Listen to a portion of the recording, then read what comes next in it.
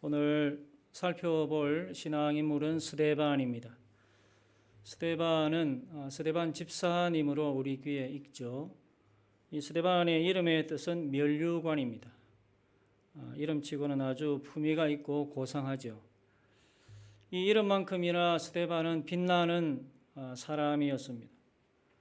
스데반과 관련해서 성경에 나오는 분량은 그렇게 많지는 않아요. 오순절에 성령께서 강림하시고 교회가 점점 커질 때 이 사도들은 말씀과 기도에 집중하기 위해서 집사들을 세웠는데 이때 스데반이 7 집사 중에 한 사람으로 뽑힙니다. 명단을 보면 제일 먼저 나와요. 그래서 이름이 제일 먼저 나온다 하는 이걸 통해 보면 사도들을 제외하고 그 당시에 사도들을 제외한 모든 성도들과 제자들 중에서 가장 크게 신임받는 사람이었다 하는 것입니다. 5절의 명단이 나오죠. 믿음과 성령이 충만한 사람 스데반과 또 빌립과 브로거로와 니가노르와 디몬과 바메나와 유대교에 입교했던 안디옥 사람 니골라, 이렇게 7명 중에서 스데반이 선두에 있습니다. 사도행전 6장 7장에 나오는 스데반의 모습을 통해서 이 시간 우리에게 주시는 교훈을 받고자 하는데, 첫째는 스데반은 능력 있는 집사였다 하는 것입니다. 집사는 헬라어로 디아코노이라고 합니다. 섬기는 자, 또 봉사자, 이런 뜻이에요. 영어 성경에서는 집사를 디큰이라고 하지요. 사도들이 그 당시 함께 열심히 섬기던 제자들에게 이런 말을 합니다.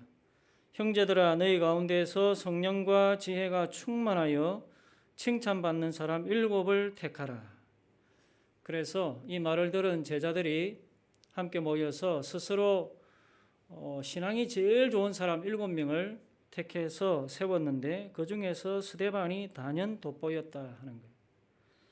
그리고 이 스데반은 큰 기사와 표적까지 행하는 능력이 있었습니다. 8절에 보면 스데반이 은혜와 권능이 충만하여 큰 기사와 표적을 민간에 행했다. 큰 기사와 표적, 이것은 기적을 일으키는 것이죠. 이런 기적들은 복음을 확정하는 아주 중요한 증거가 되는 겁니다. 정말 복음이 사실이구나, 사람들에게 이 인상을 심어주는 거죠. 예수의 이름에 능력이 있구나, 예수가 메시아가 맞구나, 교회가 하나님의 나라 맞구나, 이것을 확정해주는 증거가 되는 거예요. 그래서 복음을 전하면서 이런 표적과 기사들이 나타나니까 예수님을 믿게 되는 유대인들이 아주 많아지게 됐습니다. 여러분들도 능력 있는 성도들 되시길 바랍니다. 능력은 하나님이 주시죠. 간절하게 구하고 찾고 두드리는 자에게 하나님이 주십니다.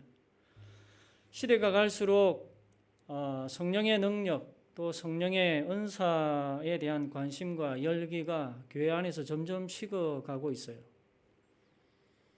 옛날에는 능력을 받고 은사 받기 위해서 사흘이 멀다 하고 산에도 올라가고 또 산기도하러 가고 기도원에도 찾아가고 은사 집회, 부흥 집회 어디 없나 해서 또 가고, 그렇게 아주 은혜를 사모해서 매달렸는데 요즘은 그렇지 못해요. 성령의 능력, 하나님의 능력 없어도 병원 가면 다 고치고 약 먹으면 다 낫고 또 돈 있으면 해결하는 것 없고, 그렇게 살아가니까 기도에 전적으로 또 하나님의 능력에 전적으로 매달리는 사람이 거의 없어요. 저부터도 그렇습니다. 물론 새벽마다 기도하지요. 성령의 은사와 능력을 달라고 기도합니다. 하지만 옛날같이 그렇게 뜨겁게 간절하게 나오지는 않아요. 여러분은 어떻습니까? 새해에는 우리 모두가 좀 달라져야 하겠습니다. 새해에는 우리 모두가 더 기도에 집중하고 더 간절하게 기도하고 하나님께 더 매달려서 정말 성령의 은사와 그 능력을 경험하고 체험하는 우리 모두가 되시기를 바랍니다. 두 번째는 이 스데반은 아주 말씀이 충만한 집사였어요.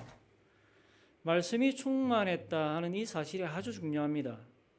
왜냐하면 모든 영적인 능력에 있어서 말씀 충만이 기본이 되기 때문이죠. 스데반이 만약 말씀이 빈약한 상태에서 기도만 열심히 해가지고 능력이 있는 사람이었다. 그러면은 아주 위험한 것입니다. 말씀이 부족한 상태에서 능력을 행하는 사람들이 많아요. 말씀 공부는 싫죠. 또 따분하고 지루하고 또 어렵기도 합니다. 그래서 많은 사람들이 사실은 성경 하지만은 성경도 잘 모르고 성경 공부를 싫어해요. 그러니까 말씀을 제쳐두고 어디 뜨겁게 기도하는 데 없나, 또 마음을 뜨겁게 만들어 주는 데 없나, 그래서 기도원 찾아가고 또 기도에 빠지는 사람들이 있어요. 기도에 깊이 빠지면 영적인 체험들이 많죠. 또 아주 이상한 소리도 들립니다. 또 이상한 현상도 체험하고 또 꿈을 꿔도 아주 이상한 그런 걸 보기도 해요. 그래서 이런 영적인 체험들을 한번 맛보면 거기에 계속 빠져들게 되고 계속 추구하게 돼요. 그래서 이런 경험들을 하면 할수록 자기가 더 신령해지는 것 같기도 하고 또 능력이 있어지는 것 같기도 하고 아주 기분이 좋죠. 이런 기분까지야 막을 수는 없지만은 그 지점이 바로 그 사람에게는 가장 위험한 지점이에요. 이때 말씀이 있는 사람은 자기를 돌아보고 또 스스로 교만해질까 자기를 쳐서 복종시킬 수 있는데, 말씀이 빈약하고 말씀의 기초가 약한 사람은 대번에 교만해집니다. 나 같은 사람이 또 있을까? 내가 정말 은혜 체험 많이 했다. 이렇게 자기를 내세워요. 그래서 자기가 보기에 기도 안 하는 것 같다. 그러면 그 사람 깔봅니다. 또 능력 없어 보인다. 그러면 그 사람 무시해요. 그리고 교회 안에 와가지고 영적인 전횡을 일삼습니다. 저는 여러 교회에 거쳐오면서 이런 사람 몇 사람 봤어요. 그래서 일부 교회에서는 따로 하는 기도 모임, 이거 특별히 경계합니다. 따로 하는 성경 공부도 경계하지만은 끼리끼리 모여서 자기들끼리만 교제하고 무슨 특별한 영적인 그룹같이 기도하는 그런 기도 모임 못하게 합니다. 물론 그 사람들은 이야기하죠. 우리는 교회를 위해서 기도한다. 목사님을 위해서, 성도들을 위해서 중보기도한다. 하지만은 그 사람들을 통해서 유익이 되기보다는 해가 더 될 수 있기 때문에 교회에서는 못하게 해요. 그래서 가장 좋은 것은 말씀과 기도의 균형을 이루는 거예요. 어느 한쪽으로 치우치면 건강하지 못하게 돼요. 기도는 하지 않고 말씀 공부만 계속 하게 되면 머리만 커져서 머리로 신앙생활을 합니다. 그때부터. 반대로 말씀 공부는 하지 않고 기도만 계속하면 영적으로 귀신들이 틈타기가 아주 좋게 됩니다. 이상한 소리가 들려오고 이상한 거 보이고 그러면 거의 10중 8구는 넘어가요. 이 귀신들도 영적인 존재들이기 때문에 광명한 천사로 나타나서 유혹을 하기 때문에 말씀의 분별력이 약한 사람은 자기가 맞다고 계속 우기는 겁니다. 자기가 본 게 맞고 자기가 들은 게 맞고, 그래서 바르게 충고를 해줘도 듣지 않습니다. 말씀으로 그것을 자기를 살피지 않고 자기가 본 것대로 들리는 것대로 계속 붙잡고 있기 때문에 결국 자기 길로 가게 되고 마귀의 밥이 되는 거죠. 오늘 본문 9절 10절에 보면 이 스데반이 말씀에 강했다 하는 사실을 알 수 있습니다. 이른바 자유민들, 즉 구레네인, 알렉산드리아인, 길리기아와 아시아에서 온 사람들의 회당에서 어떤 자들이 일어나 스데반과 더불어 논쟁할세 스데반이 지혜와 성령으로 말함을 그들이 능히 당하지 못했다. 논쟁이 벌어졌다고 합니다. 어떤 논쟁일까요? 예수가 메시아가 맞다 아니다, 이 논쟁이죠. 결국은 이 논쟁이 어디 한 번만 있었겠습니까? 이 사람들이 계속 만날 때마다, 안식일마다 만나는데 만날 때마다 싸우는 거죠. 이 논쟁에서 스데반이 계속 이겼다는 거예요. 성경에 대한 풍부한 지식, 또 변론할 때 하나님이 그 순간 주시는 지혜, 이걸 가지고 유대인들을 말씀으로 이겼다. 스데반이 성경에 대한 이런 풍부한 지식을 가지고 있었다 하는 증거가 7장에 나와요. 사도행전 7장은 전체가 스데반의 설교입니다. 7장 2절부터 53절까지가 스데반의 설교인데 아브라함부터 시작해가지고 다윗, 솔로몬까지 이야기를 하고 설교의 결론으로 51절에서 53절을 말합니다. 7장 51절에서 53절을 한번 찾읍시다. 같이 한번 읽겠습니다. 51절에서 53절 시작. 목이 곧고 마음과 귀에 할례를 받지 못한 사람들아, 너희도 너희 조상과 같이 항상 성령을 거스르는도다. 너희 조상들이 선지자들 중 누구를 박해하지 아니하였느냐? 의인이 오시리라 예고한 자들을 그들이 죽였고 살인한 자가 되나니 너희는 천사가 전한 율법을 받고도 지키지 아니하였도다 하니라. 아멘. 여기 스데반이 말하는 걸 보세요. 이제 너희는 그 의인을 잡아준 자요 살인한 자가 되나니 너희는 율법도 지키지 않았다. 너희는 살인한 자들이다. 살인자들이다. 이겁니다. 이게 스데반의 결론이에요. 너희는 의인을 죽인 살인자들이다. 이런 결론에 이르기 위해서 스데반이 하는 설교를 쭉 보면 얼마나 성경에 해박한 지식을 가지고 있는가.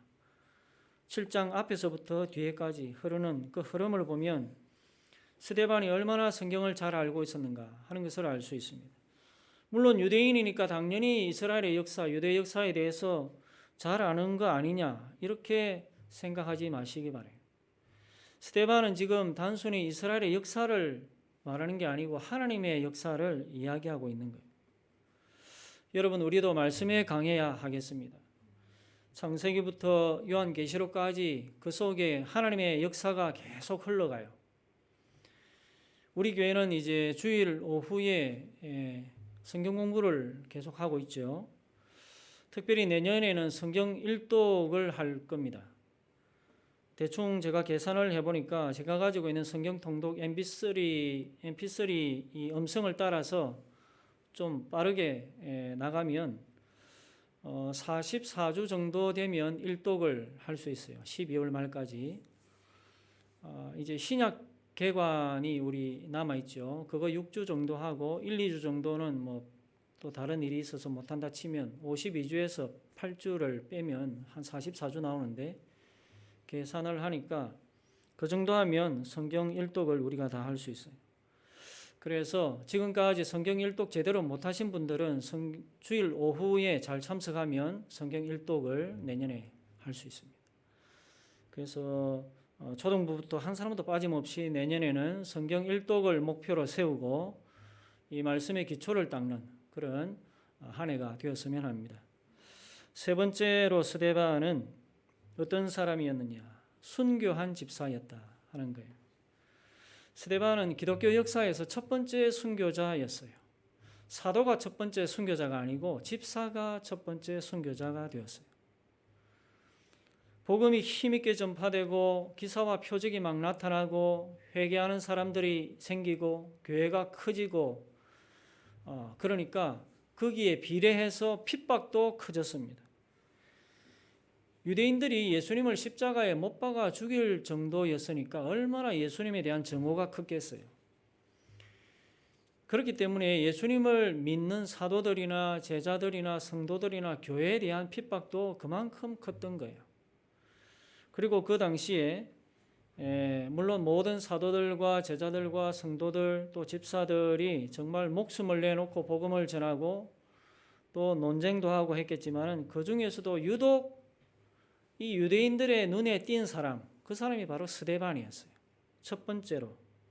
그래서 저자를 어떻게 잡을까 생각하던 유대인들이 몇 사람을 매수를 해서 스데반에 대해서 거짓말을 하도록 만들었는데 어떤 거짓말인가 하면 스데반이 율법을 모독하고 성전을 모독하고 하나님을 모독했다. 그렇게 거짓말을 시켰습니다. 그래서 결국 스데반이 공회에 잡혀와서 신문을 받게 되죠. 그때 사람들이 공회 앞에 선 스데반의 얼굴을 보니까 천사의 얼굴과 같았다. 그렇게 기록하고 있어요. 천사의 얼굴은 어떤 얼굴일까요? 환한 얼굴이겠죠. 밝은 얼굴. 또 거짓이 없는 얼굴, 평안한 얼굴, 그러면서도 담대한 얼굴, 이런 얼굴 아니겠습니까? 스데반이 이렇게 공회에 잡혀왔어도 조금도 두려워하지 않고 강하고 담대한 마음으로 또 천사의 그 밝은 얼굴을 가지고 설교를 하고 또 유대인들의 죄를 지적했어요. 그러니까 그 설교를 듣고 죄를 지적당한 그 유대인들의 반응이 어땠을까요? 7장 54절에 나옵니다. 그들이 이 말을 듣고 마음에 찔려 그를 향하여 이를 갈았다. 이를 갈았다. 그렇게 말하고 있습니다. 그때 스데반은 하늘을 우러러 보면서 하나님의 영광을 보았고 또 그 하나님 옆에 서 계시는 예수님도 보았어요. 그렇죠? 스데반이 이렇게 말하죠. 보라, 하늘이 열리고 인자가 하나님 우편에 서신 것을 보노라. 이 말을 유대인들이 들으면서 더 이상 참지 못하고 돌을 들어서 스데반을 치기 시작했어요. 그때 스데반은 돌에 맞으면서 이렇게 기도했습니다. 주 예수여, 내 영혼을 받으시옵소서. 그리고 주여, 이 죄를 저들에게 돌리지 마옵소서. 이런 기도를 하면서 잤다고 성경은 기록하고 있어요. 스데반은 죽은 것이 아니고 깊은 잠에 들어갔다. 그렇게 말합니다. 예수님이 다시 부르실 때까지 스데반은 깊은 잠에 들어갔던 거죠. 이렇게 해서 스데반은 첫 번째 순교자가 됐습니다. 여러분, 순교자를 헬라 원어로 보면 마터라고 하는데 뜻은 두 가지예요. 첫 번째는 자기가 믿는 바를 위해서 자기 목숨을 바치는 사람, 그게 첫 번째 뜻이고, 두 번째는 증인이에요. 어떤 사건에 대한 증인, 그게 순교자라는 뜻입니다. 그래서 자기가 믿는 것을 위해서 폭정의 시대, 그 핍박의 시대에는 자기 목숨까지 드리고, 또 지금 우리가 살아가는 이런 평화의 시대에는 복음의 증인이 되어서 살아가는 사람, 그 사람이 바로 순교자가 되는 것이죠. 그래서 우리가 이 시대에 정말 복음의 증인으로서 살아간다면 우리는 이 시대에 순교자가 될 겁니다. 순교자라 불림을 받게 될 겁니다. 오늘 스데반에 대해서 생각해 보았는데요. 스데반처럼 우리도 능력이 있고 성령의 능력이 있고 또 말씀에 충만하고 또 복음의 증인들이 되어서 이 시대에 순교적인 삶을 살아가는 우리 모두가 되기를 바랍니다.